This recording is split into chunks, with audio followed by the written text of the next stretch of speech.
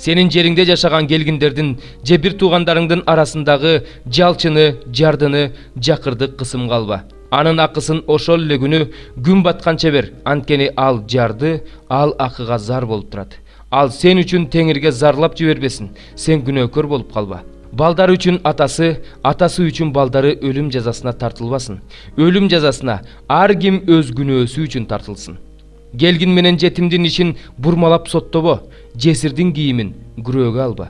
Сен да Мисирде кул болгонуңду, ал жерден сени теңир алып чыкканын эсиңден чыгарба. Ошон үчүн мен сага ушуларды кылууну буйруп жатам. Талаада эгин оруп, боологон бооңду унутуп калсаң, аны алууга кайрылып барба. Кудай теңириң бардык иштериңе батасын бериши үчүн аны келгинге, жетимге, жесирге калтыр. Зайтун дарактарыңдын жемишин жыйнаганда калгандарын кайра терип алба. Ал келгинге, жетимге, жесирге калсын. Жүзүм тергенде калып калгандарын кайра терип алба. Ал келгинге, жетимге, жесирге калсын. Өзүңдүн Мисир жеринде кул болгонуңду эсиңден чыгарба. Ошондуктан мен сага ушуларды буйруп жатам.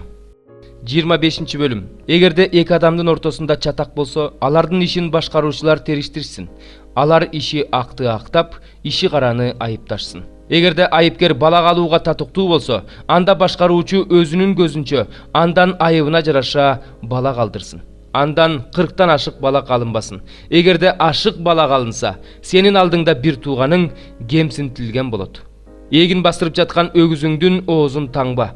Эгерде эки бир тууган бирге жашап, анын бири бала көрбөй өлүп калса, анда өлгөндүн аялы бөтөн кишиге турмушка чыкпасын.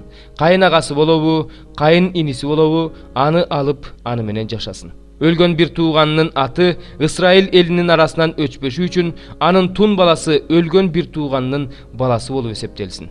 Эгерде ал жесир келинин же жеңесин алгысы келбесе, жесир жеңеси же келини дарбаза алдына аксакалдарга барып, кайным, кайнагам менден баш тартып өз бир тууганынын атын Исраил арасынан өчүргөн жатат. Мени алгысы келбей жатат десин. Ошондо шаардын аксакалдары аны чакыртып алып көндүрүш керек. Эгерде ал аны алгым келбейт деп туруп алса, анда жеңеси, келини аксакалдардын көзүнчө ага басып барып, өтүгүн чечип алып, бетине жаба түкүрүп, өз бир тууганынын тукумун улантпаган кишини ушундай кылат десин. Исраилда ага жылаң аяктын үйү деген ат коюшат. Эркектер өзара мушташып жатканда, биринин аялы уруп жаткандын колунан өз күйөөсүн чыгарып алыш үчүн тигинин жан жерин кармап алса, анда аялдын колун кесип сал, ага бооруң ачыбасын. Баштыгыңа эки башка салмактагы чоң жана кичинекей тараза таштарын салба. Сенин үйүңдө сыйымдуулугу эки башка чоң жана кичине болгон эйфа болбосун.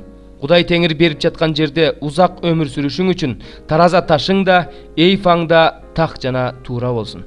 Анткени ушундай жалган иш кылган адам Кудай теңирдин алдында жийиркеничтүү. Силер Мисирден чыгып келе жатканда амалыктыктардын силерге эмне кылганын эсиңерден чыгарбагыла.